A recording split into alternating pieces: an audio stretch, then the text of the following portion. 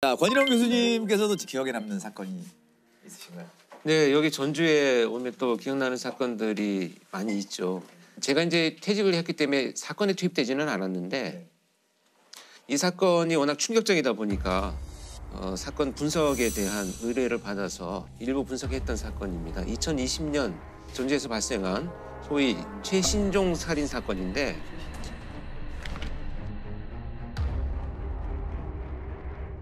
실종 여성 2명을 살해한 혐의로 체포된 30대 남성이 검찰 조사에서 범행을 모두 시인했습니다. 경찰 조사 결과 최 씨는 아내의 지인을 먼저 살해한 뒤 불과 4일 뒤엔 부산에서 온 20대 여성도 살해한 것으로 드러났습니다. 특히 부산에서 온 이 여성과는 일면식도 없던 관계였는데 최 씨는 익명 채팅 앱으로 연락을 주고받다가 자신이 있는 곳으로 오라고 유인해 살해한 것으로 드러났습니다. 이 사건은 당시 언론에 연쇄살인으로 보도가 됐었죠. 네네. 사실 최신종 살인 사건은 연쇄살인이라기보다는 연속살인에 가까운 의미를 갖고 있죠. 어떤 차이가 있을까요? 연속살인은 짧은 시간에 몇 건의 살인 사건이 이어지는 겁니다. 짧은 시간에. 연쇄살인 사건은 소위 냉각기라는 게 있어요. 그래서 일정 시간을 두고 계속 그 유사한 대상한테 벌어지는 것을 이제 우리가 연쇄살인 사건이라고 하는데 그러면 최신종 사건은 최신종 연속살인 사건 이렇게 보는 것이 가장 타당한 사건입니다.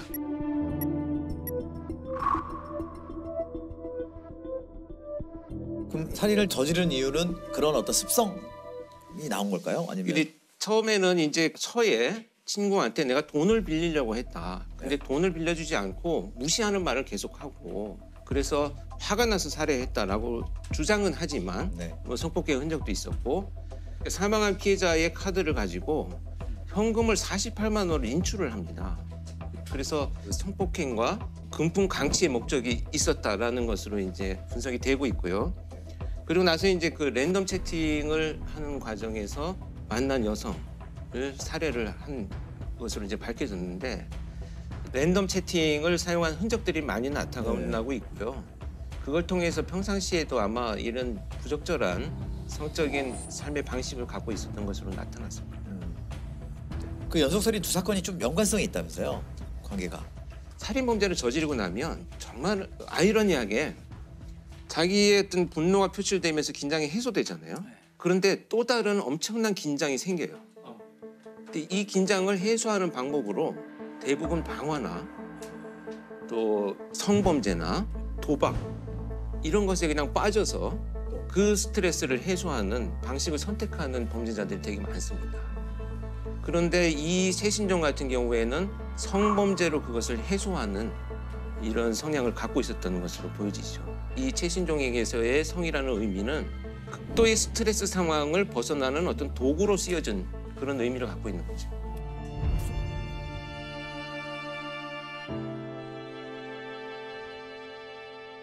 그동안 진짜 고마웠어. 정말 사랑하고 미안해. 자주는 아니어도 조금씩 들여다보고 잘 좀 챙겨주고 인생에서 마지막 부탁이야. 나 없어서 미쳐버릴 수도 있어. 잘 좀 잡아주고 부탁 좀 할게. 미안해.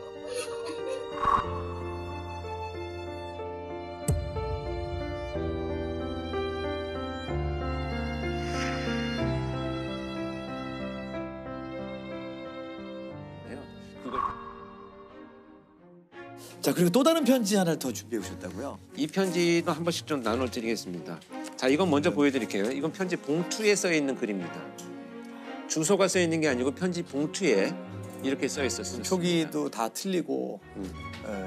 왼손으로 이 범인이 써가지고 아주 필체가 거의 알아보지도 못할 정도로 악필로 되어 있는데 이 사건은 2007년도 12월에 발생한 사건입니다.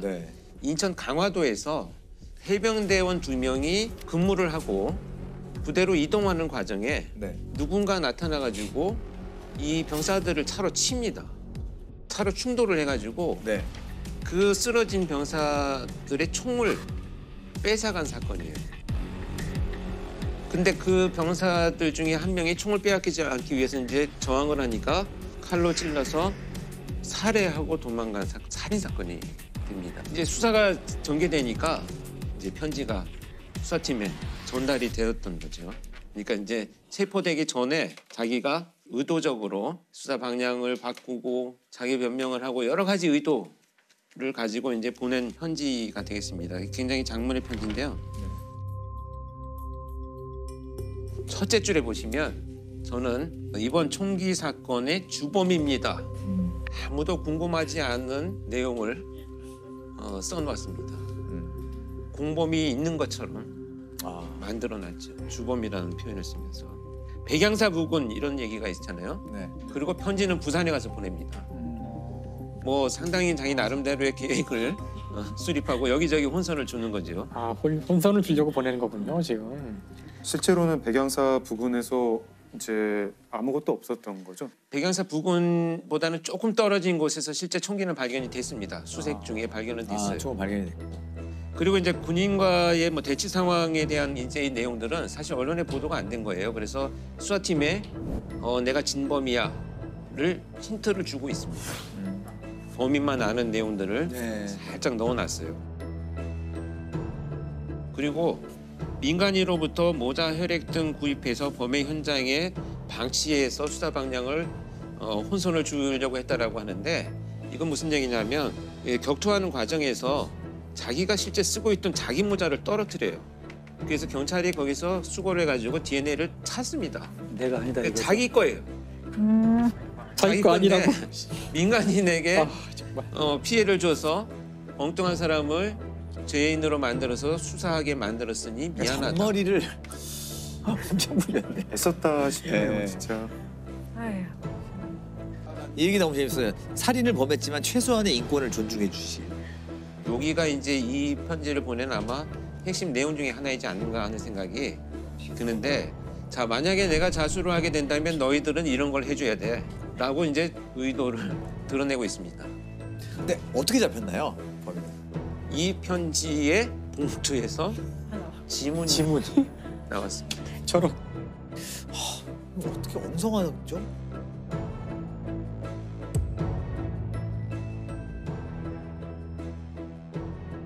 이 편지나 글을 통해서 심리 분석해봤는데 이 편지로도 이렇게 네. 다 분석이 가능하군요. 다양한 사건 부검하셨죠? 네.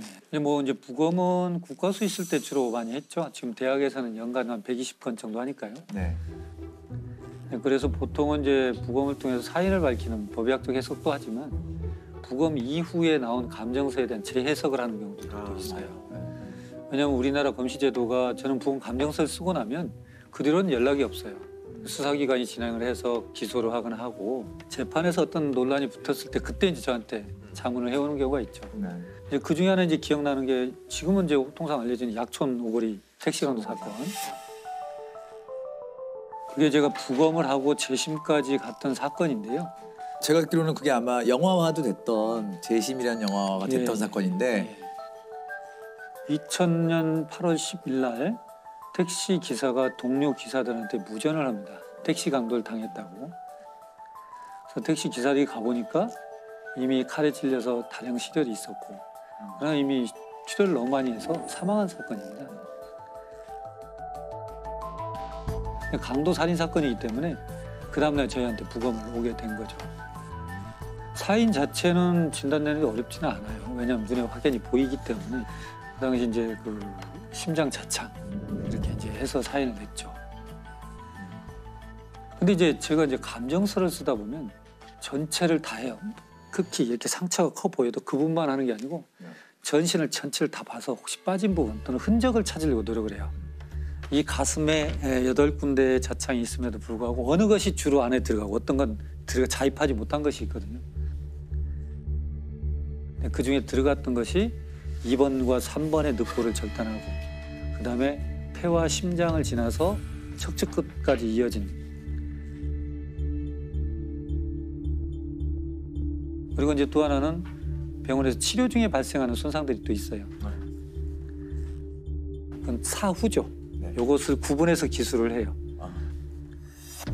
목격자가 용의자가 됐죠. 그렇죠. 이제 그 당시에 그 목격자는 다방에서 배달을 하는 15살 최모군이에요. 아무런 생각 없이 오토바이를 타고 가는데 두 명이 후다닥 뛰어가는 걸 자기는 스쳤어요. 스치고 가서 보니까 택시 기사가 피를 흘리고 쓰러져 있는 것을 목격합니다. 그게 이제 목격자 진술입니다. 근데 그 목격자 진술했던 사람이 며칠 만에, 사흘 만에 범인으로 이제 발바꿈이 되죠. 그러니까 최군 입장에서는 목격한 것이 인생을 바꿔버린 일이 된 거죠. 그 당시 이제 용의자인 최군은 목과 뭐 어디를 몇 군데 찔렀다, 어디를 찔렀다 이렇게 자백을 했고. 아, 자백을 했어요. 예. 그렇게 해서 이제 자백을 했기 때문에 당시 이제 기소가 되고 재판에 섰을 때 그 허위 자백하게 되는 그 심리가 뭘까요? 허위 자백은 명백하게 법정에서 정말 진실이 밝혀질 것이라는 것을 기대하면서 합니다. 여기는 우선 모면을 해야 돼요. 이미 나는 살인범으로 지목이 됐어요. 지금 여기는 아무도 나를 믿어주지 않아요. 그런데 법정에서는 정말 전문가도 나오고 진실이라는 것은 반드시 밝혀질 거야. 이 기대는 지금 이 상황에서 벗어날 수 있는 어떤 동기를 작용을 하는데 거기에 대한 연구들이 많아요. 그래서 1심에서 이제 자백은 실은 허위였다. 그리고 가혹행위 때문에 내가 허위 자백을 했다라고 얘기를 하게 되죠. 그래서 1심 재판에서는 그렇게 얘기했음에도 불구하고 그대로 받아들이지 않고 유죄가 되죠. 2심에서는 다시 이제 항소를 했지만 변호사, 이제 국선 변호사의 논리는 그렇습니다. 이게 너의 유죄의 증거도 없지만 무죄를 입증할 방법도 없으니 그걸 받아들이고 선처를 바라는 게 어떻겠느냐.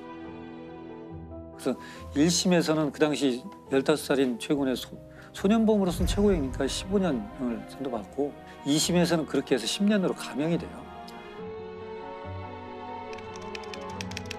2000년에 발생했지만 2010년에 만기 출소를 합니다. 그런데 그 사이에 이제 어떤 문제가 있으면 나중에 저도 이제 알았고 정리를 해보면 2003년도에 누군가가 내가 이렇게 살인했었다라고 얘기를 하는 것이 첩보에 잡혔어요. 경찰서에. 한 10대 소년이 택시 살인 강도 혐의로 3년 가까이 옥살이를 하던 중 진범으로 보이는 용의자가 붙잡혔습니다. 택시 강도 미제 사건을 수사하던 경찰은 용의자 22살 김모 씨로부터 자신이 지난 2000년 8월 택시기사 강도 살해 사건을 저질렀다는 자백을 받아냈습니다. 그런데 이 친구들이 가서 보니까 48시간 만에 풀려나거든요, 본인들이. 택시기사 살인사건의 진범이라고 자백한 용의자를 경찰이 하루 만에 풀어줬습니다. 경찰은 자백의 신빙성이 없고 증거가 충분하지 않기 때문에 불구속 수사를 하겠다고 말할 뿐 뚜렷한 석방의 이유를 설명하지 못하고 있습니다.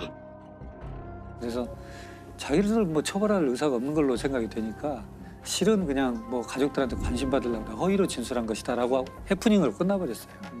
그래서 결국 이제 최고는 만기 출소를 했고, 그래서 2010년에 나와서 2013년 그때 재심 청구를 해요.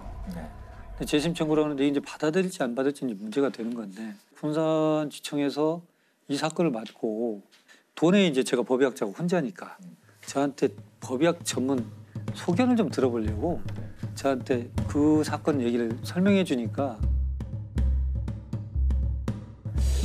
그 사건이 이 사건인가 하는 생각이 드는 거예요. 저는 그때까지도 약천 오거리 사건인 줄 몰랐어요. 명칭을. 그때 부검하셨으니까. 했습니다. 전혀 그다음 자문을 받아본 적이 없으니까.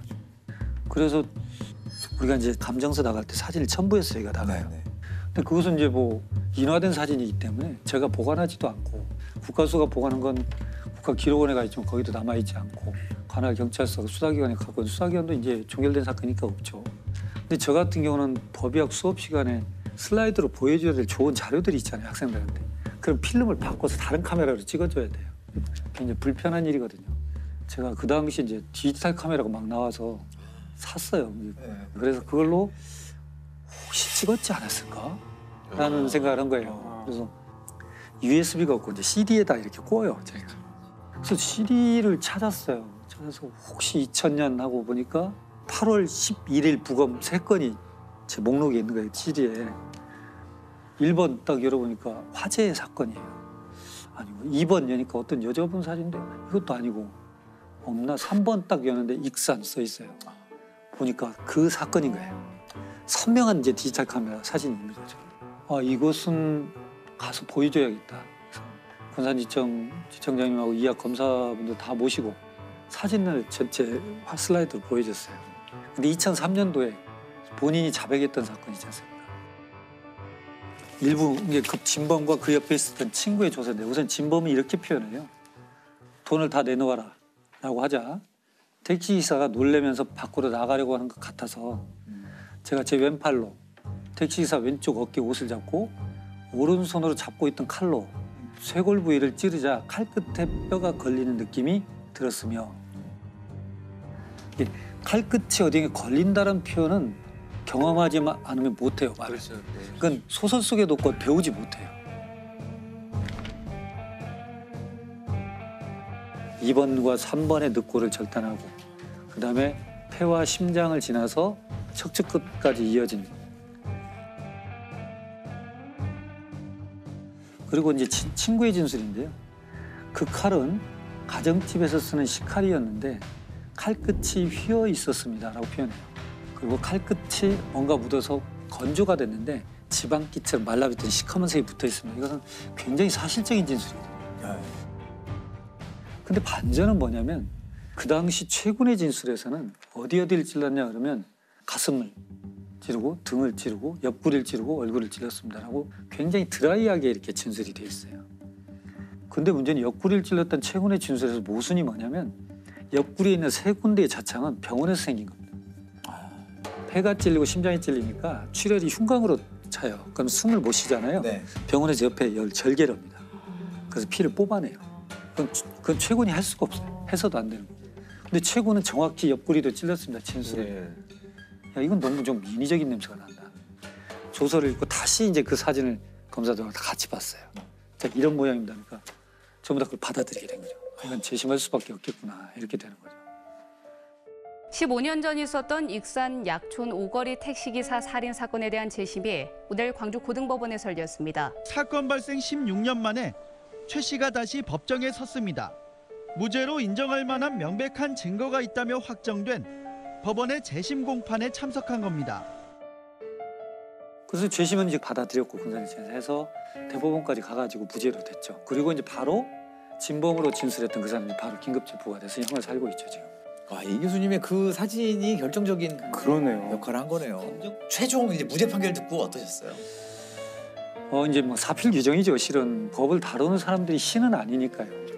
근데 그런 생각을 저도 역시 합니다. 반문하는데 이런 사건이 발생해서 피의자 신문조서, 범인으로 된 분의 조사나 현장 검증이 있을 때는 법의학 전문가가 같이 임장을 했으면 좋겠다는 생각을 해요. 과거 거 보면 현장 검증이 아니고 현장 강요지. 네, 맞아요. 그래서 이미 자기들이 갖고 있는 상황에서 진술을 받아내요.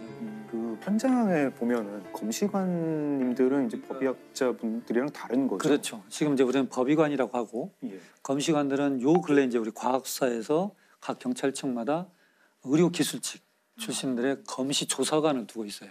지금은 그럼 현장은 이제 검시관은 출동을 해가지고 그렇죠. 이제 자기 의견을 쓰고 하지만 이제 정확한 거는 부검을 또 해야 되죠. 그리고 이제 중요한 건 이번 건도 내부 장기의 치명적 손상으로 사망했다는 건 이미 알죠. 현장에서 형 보면. 그러나 어떤 경로로 갔는가에 대한 정확한 기술을 우리 이제 해놔야 돼요. 그래야만 나중에 그 지금처럼 이렇게 했다는 진술을 누가 부합된다는 걸 얘기할 수가 있어요. 죽음을 검증하는 것이 너무 중요하다.